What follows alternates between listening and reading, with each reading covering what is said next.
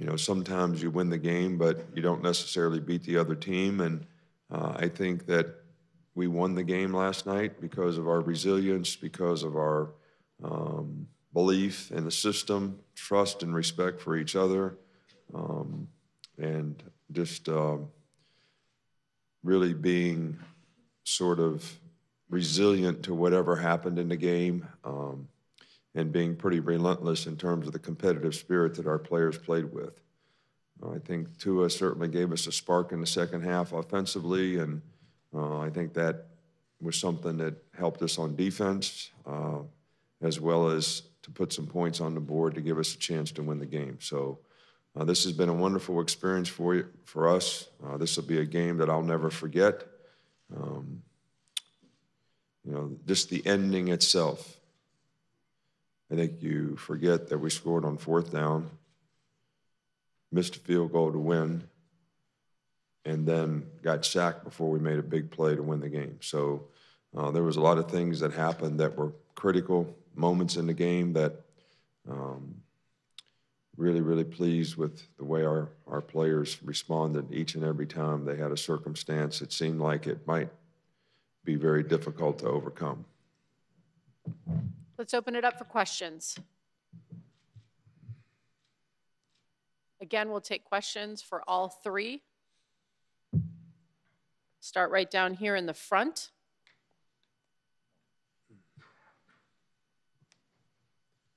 Dennis Dodd, CBS Sports. This is for Tua. Tua, could you get any idea for the reaction in the islands? I know that time difference probably made it in prime time there, but who'd you talk to? What'd they say? How are things back home? I haven't really got to talk to anyone back home, aside from my family. You know, I hear they're very proud of me, and you know, the time difference back home, I think it's a 5-hour time difference. I mean, I don't hear too much from a lot of people back home. Well, at the same time, I haven't checked a lot of my messages too. So, other than that, I don't think anything of it. He's Sweet Home Alabama now. I mean, he's. We're going to go next over here to our left. Nick, does a win like last night and does a season like you've just gone through, having to overcome all the injuries and all the adversity and everything, does it make you sit back and go, wow, I'm getting too old for this? Or does it rejuvenate you? No, I think probably more it rejuvenates you. I mean, I'm constantly trying to stimulate, motivate, whatever you want to call it, the players, the team, to get people to rally around and step up when they need to. But I think the payback for me is to see the players respond and do the things they have to do. It's very, provides a lot of self-gratification in a positive way to see them respond the way they do. We're going to go right here in the middle. Alex Scarborough with ESPN. This is for Nick again. Along those same lines, are you able at any point today or last night to step back and look at your career and sort of where you go next with it, all you've accomplished? No, I really haven't. You know, I think isn't there Sleepless in Seattle? Isn't that it? This was kind of Sleepless in Atlanta. I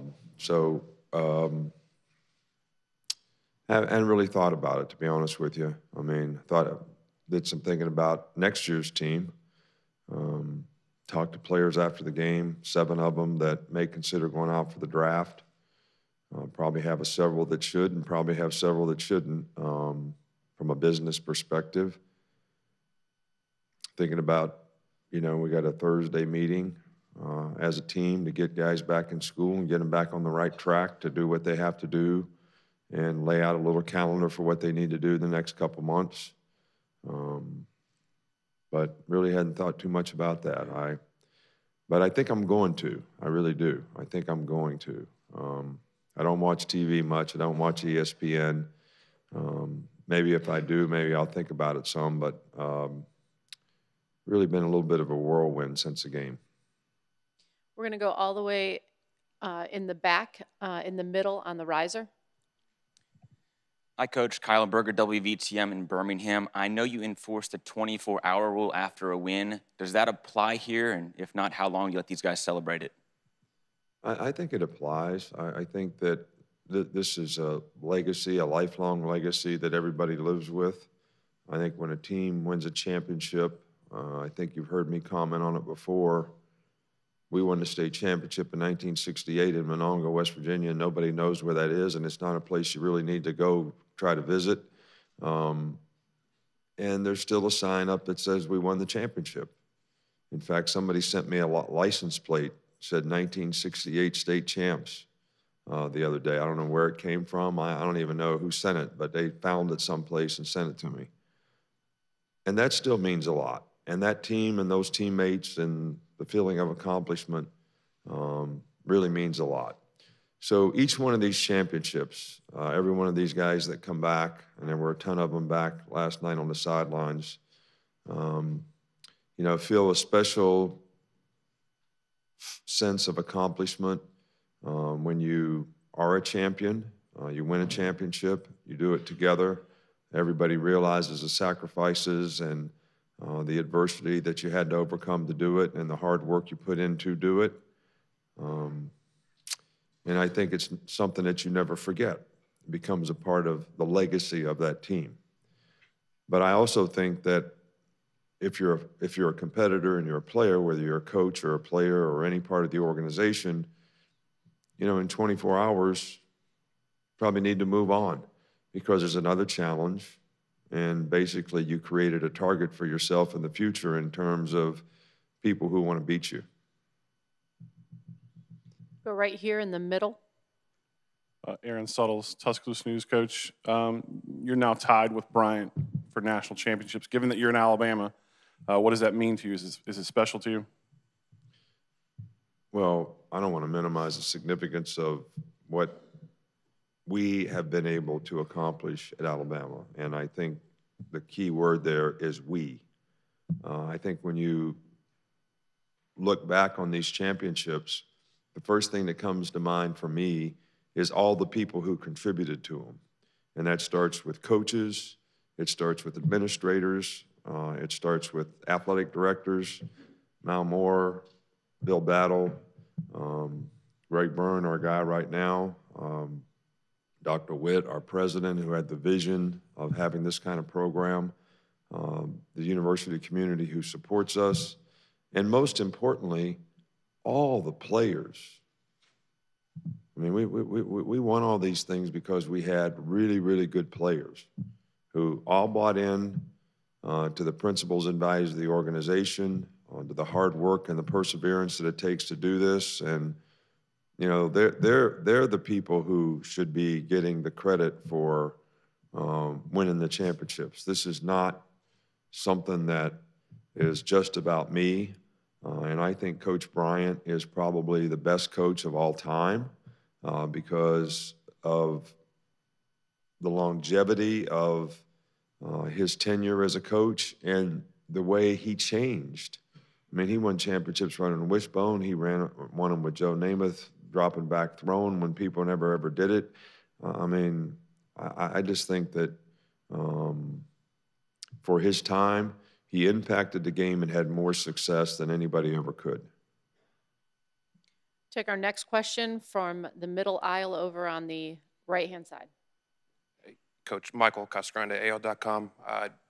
Just wondering, how confident were you in Andy if you needed him in overtime for a field goal? I'm sorry. Could you repeat the question? How confident were you in going back to Andy if needing a field goal in overtime? You know what? We had enough issues and questions to solve in the game without now starting to ask hypothetical questions about what would you have done if. All right, so I'm not even going to answer that. But yes, because he's our best field goal kicker on our team, I think that's probably what we would have done. Next question. I really thought I was going to go out and kick it. That's what I thought we'd do. What do you think? Next question right here in the middle, in the front. Alex Byington, Decatur Daily. Nick, on the field last night, you mentioned you thought this was one of the happiest moments of your life. Can you provide some context to it now that you've had to, why is this the happiest moment of your life, or it was last night, and how special was this year's? Well, I guess why not? I mean, what did we work for all year? What do we put on all this time? These players run 110s. They go through summer conditioning. They come to work every day during the season, Monday, Tuesday, Wednesday, Thursday. They put a lot into this. They have goals and aspirations and things that they want to accomplish. And you basically, I was happy for the players. I was happy for the people in our organization. I was happy for our fans. I was really happy. I mean, when you come back and win in a game like we did, if you're a competitor and you respect people who are great competitors, you have a tremendous amount of respect and admiration for the people out there who did it. And I think that's probably why I was so pleased with the effort and the comeback, because I'm sure that at halftime, there were very few people who really thought that we had any chance at all to win. And my last comment to the team before we went out for the second half was, we've been behind 24-3 and came back and scored 45 straight points on the team and won a game. So if we're just focused on execution and having the discipline to do your job and do it with great effort, toughness, and being more physical than the other team, we just need to execute and play our game. And if we do that, we'll give ourselves a chance to win, and the players did. We're going to go over here to our right-hand side in the middle. Ralph Russo with the Associated Press. This is for Duran. I'm sure you have friends on the team who will go through the process of deciding whether to go to the NFL. You probably have friends who have already gone through it, who are now in the NFL from Alabama. How much does that help you make your decision, having so many people around you who have sort of been through that decision before? I think I really just want to take it slow and just talk to my family first and just go from there. But right now I'm just celebrating with my team and just happy for the success we had last night and just going day by day. Right here down in front. Dennis Dodd again, CBS Sports. Nick, what is the quarterback situation going forward now, going into the next season between Jalen and Tua? Well, look, we have two good quarterbacks on our team, no doubt. Both of them made a great contribution to the success of the team this year. And, I think that we haven't really made a decision about that. And I don't think it's imperative that we make one right now. We've got two fine young men who really respect each other and have worked hard to help each other all year long. And hopefully we'll be able to continue to do that in the future.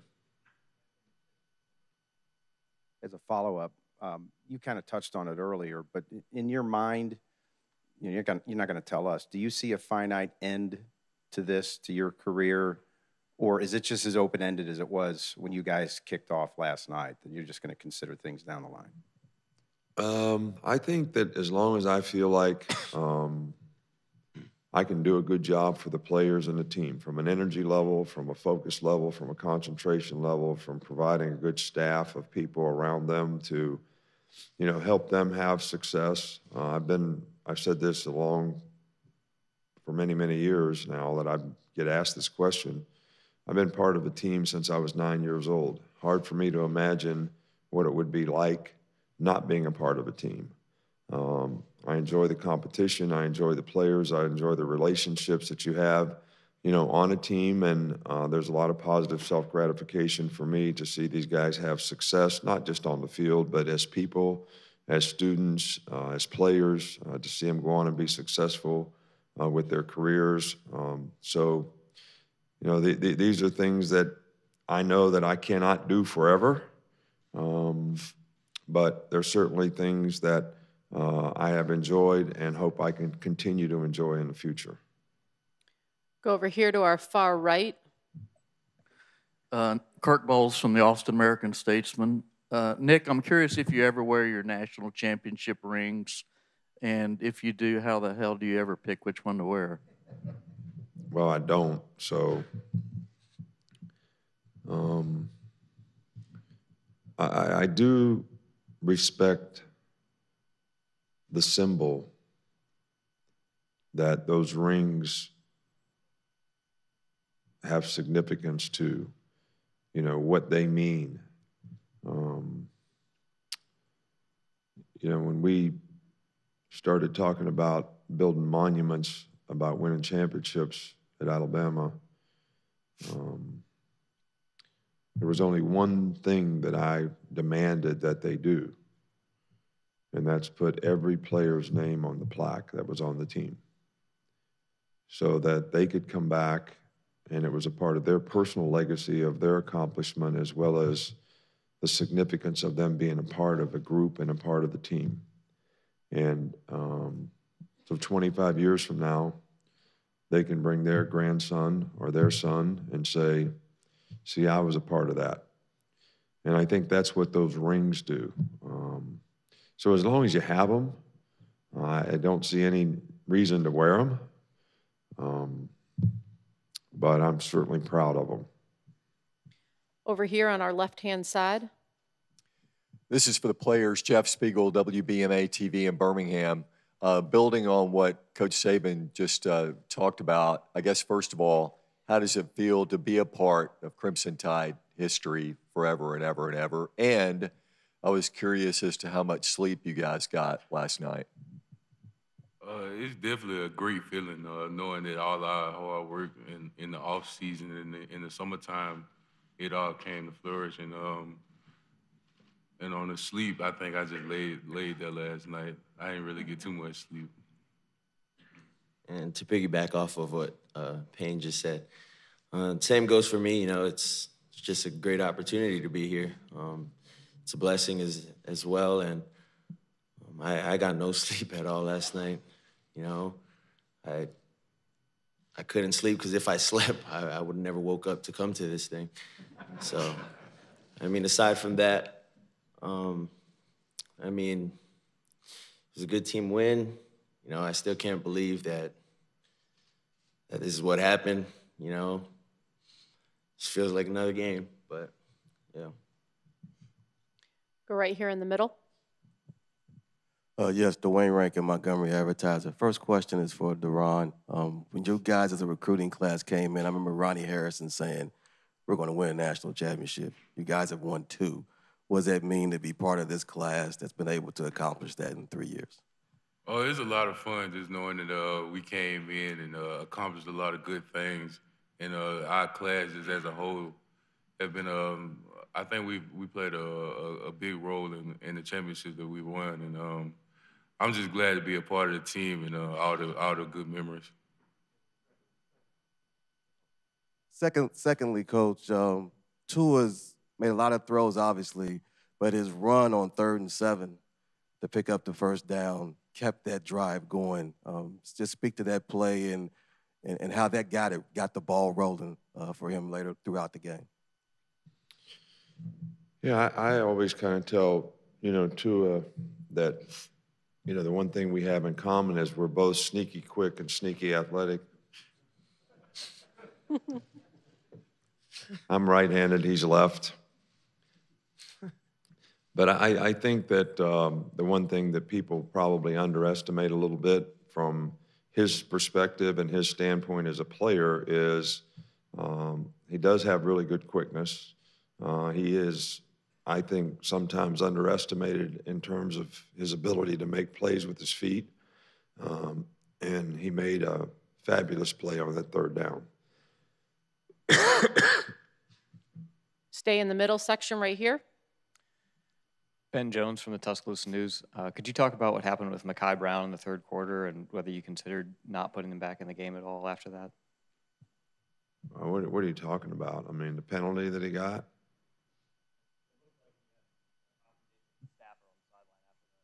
A complicated what? I don't know what you're talking about.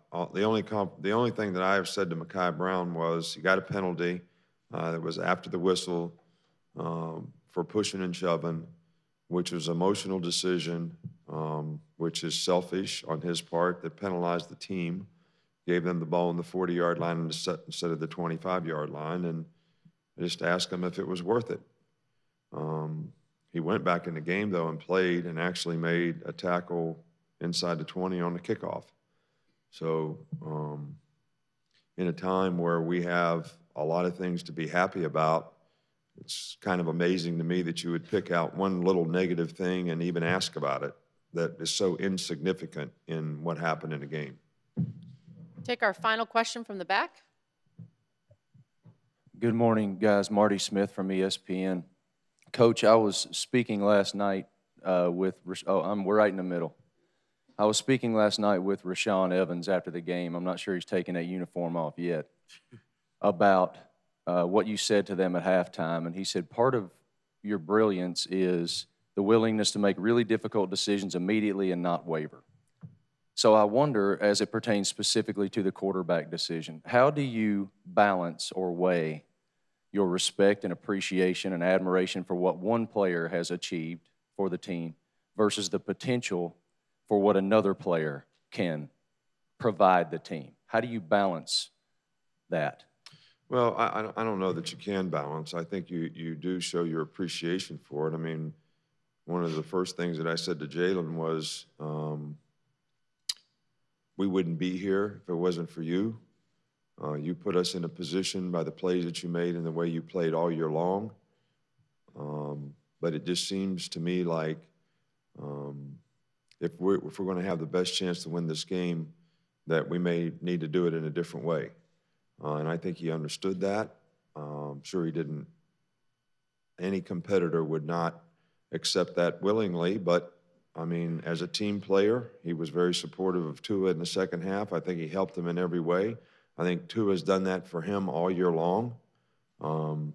Look, every player that's a competitor wants to play, and I have a tremendous amount of respect for competitors. You know, when boys used to come to the door and ring the doorbell to take Kristen out, I used to run to the door and open the door and ask them, "What do you play?" And she really used to get pissed. But that's that. I mean, I just. You know, I mean, it's just, that's me. I have respect for that. So, and I certainly have respect for the way these guys competed for us all year long. And I think they respect each other because of that. And I think their teammates respect them for that. You know, this happened once before when I was at LSU, I think in our first year. You know, Josh Booty was our quarterback. We got behind Georgia Tech like 14-0 or something here in Atlanta, playing in the Peach Bowl. And, you know, I just went in at halftime and said, Rohan Davey, you need to go play because we need a spark on offense and we need something to change. And we ended up winning the game 28-14. So sometimes you just, you know, a little change of style, a little spark sort of ignites everyone. And I think that happened in the game last night. And, you know, Tua gets a lot of credit for that, but I think his teammates responding to him was equally as important.